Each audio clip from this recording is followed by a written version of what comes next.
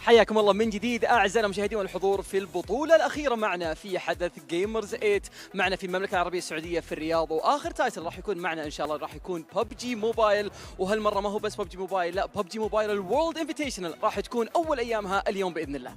Yes, the PUBG Mobile World Invitational will be held across the next 2 weeks.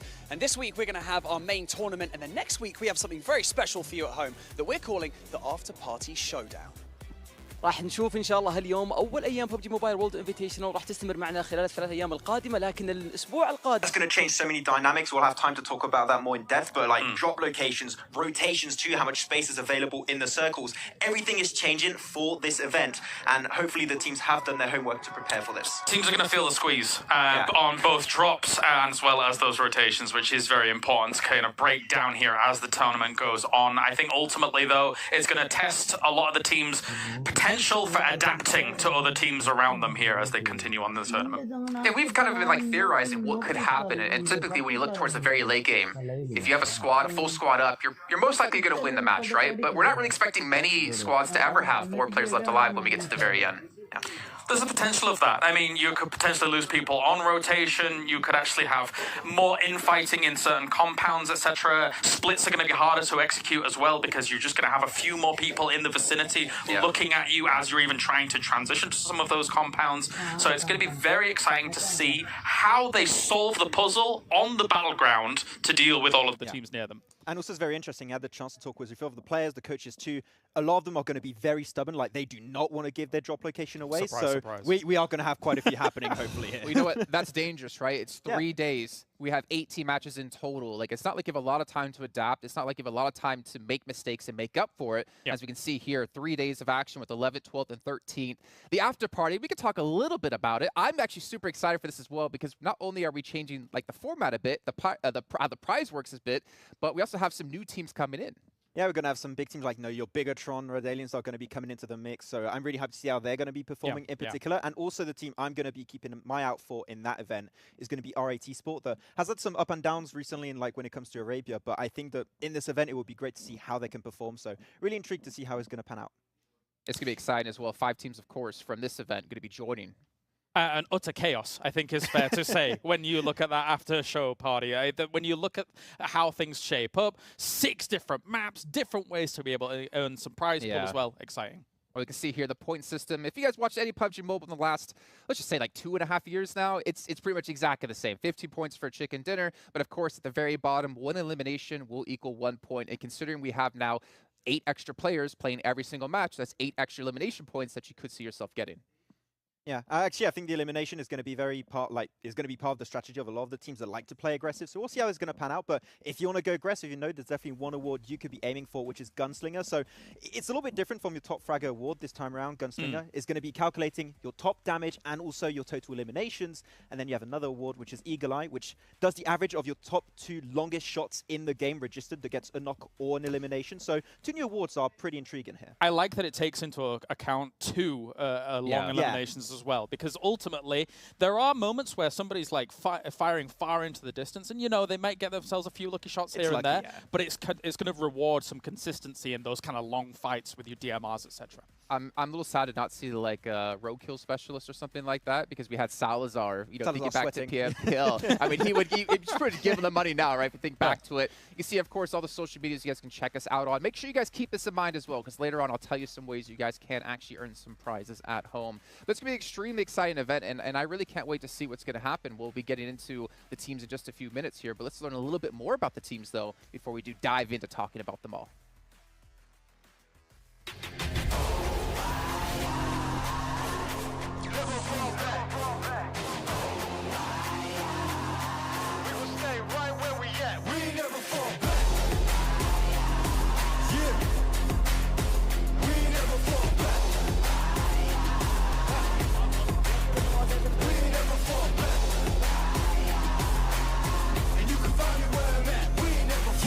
Legendary, feeling like it's my moment.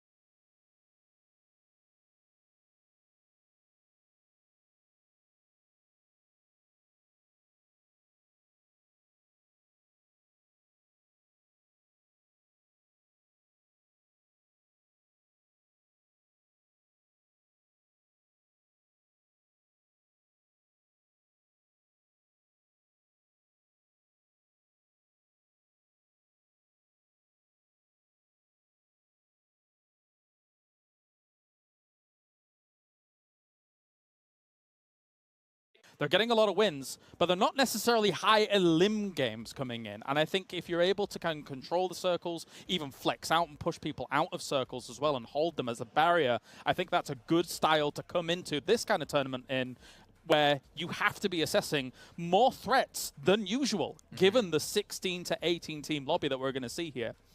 Okay, well, I mean, a team I want to bring up that I'm surprised you guys haven't mentioned yet. I'm not sure which one of you chose. Enigma Galaxy representing Arabia. This team, 3rd place at PMGC. Really surprised as they were so consistent. They've been really consistent this year, I think, having the most chicken dinners in a PMPL across the world. This team is amazing, and they should be looked at as one of the favorites. Yeah, and in a very similar grain to Stalwart, they are a team that has stuck together for, I think, almost 700 days now. The roster has stuck together, never changed, which is very impressive to see. And also, they're playing locally, right? They are a local team. They won PMP Arabia in the spring season. A little bit too close on the fall season, unfortunately. But having fans present for this offline event, it doesn't happen too often for PUBG Mobile. We'll see if the offline buff is going to really work out for them. The region has strong teams, for sure. Enigma Galaxy has to be one of them. I think one thing that goes against them a little bit is that we only have one Sandhawk per day. They are decent there. They're playing the averages, is fair to say, when it comes to a game, a battleground like Sandhawk. But beyond that as well, we've seen good compound control from them when we've been kind of covering them. They've continued that throughout the months. So impressive stuff from them to continue on into this tournament. So I want to bring up a question to you guys. I know you have more teams you want to talk about, but I feel like a general consensus I've seen from a lot of these teams going into this event was they did either really, really bad in the league stage, and then they did well in the... Even as we've studied these teams' drops, where they're going, sometimes in their own regions, they've had their preferred drop, but then had to move away. Here, we're going to see some of that again. We're going to see teams like, I mean, Regnam, I can't even do it. Gaming. I can't hear myself. Yeah, exactly. Unfortunately, we can. Apparently, yeah. I mean, for Alpha 7, which is even Loops, which is very, very impressive. So I've had the chance to cast them a little bit over in the Western tournaments and like Americas. I think they have the chops to do well on an international event. Unfortunately, we'll have to see how it's going to go because we've never seen it before. But I think there's a chance that VivoKey could be like a dark horse almost heading into this. Okay. Actually, Claris, do you have a dark horse that you're looking at? I mean, it's kind of up and down. I guess I would have to pick a team like Morph. They come from a great region. I did expect other teams to qualify from that region, like RRQ, for example.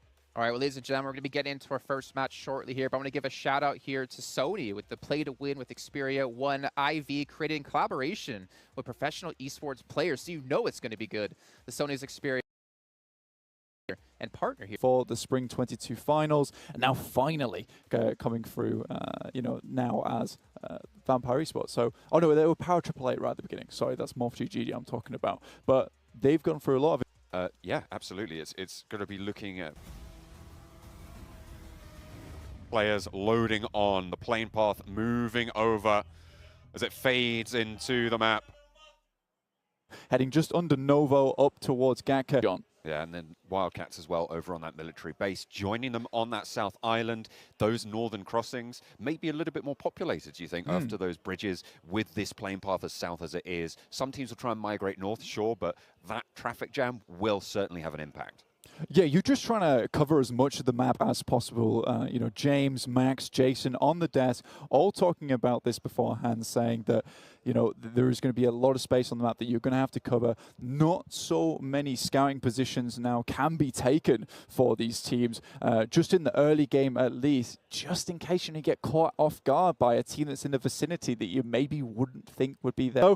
So not quite elimination coming through just yet, but Donuts USG actually currently have 2 points already.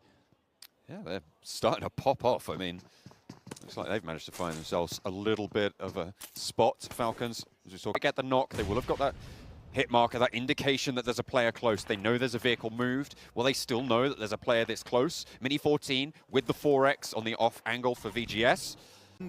Obviously not able to get either of their drones. Not advisable. They're heading towards Yasnaya Poliana as well, which is currently occupied by Morph. On this northern rotation, they are behind the game. Morph on the western side of Yasnaya right now. They will be seeing them. They're only in one vehicle as well. Up in Japan at the moment of anyone else in that lobby right at the top. So really fantastic stuff from Donuts USG so far. Was already knocked by the enemy team. You know, 52 Esports, they've tried to take style, and there's only so many ways you can write clean. to be honest with you. So I was very, very impressed with Stalwart. I think so is the desk. You know, they're set for a fantastic PMWI, but we could see some rising stars and rising countries just come out of nowhere and blast them out of the water, but we'll have to wait and see here. But for Stalwart, so far, things have been very good. I really do like this Novo drop for them in the beginning here. The edge of the map with 18 teams, it's going to be rough. There's not a lot of positions to play in, and with the loot that you get on board from Novo, with the 6 to 7 med kits that we saw already on just one of their players, you know, they'll be able to outmorph that being their original spot. They've actually moved west here towards that northern coast, so, you know, they're just looking out for any cheeky teams that try and hold on this north coast. JB move up, Vampire Esports might want to head up there, so will 52 just in the South George Bridge right now, so Morph could get a lot of points just from this singular position. I'm looking at USG as well, right? You talked about earlier in the game. It's great they've managed to get Rozhok. They've managed to lay claim to that area. But if they don't leave there early enough, it could prove to be their tomb, their bigger elastic.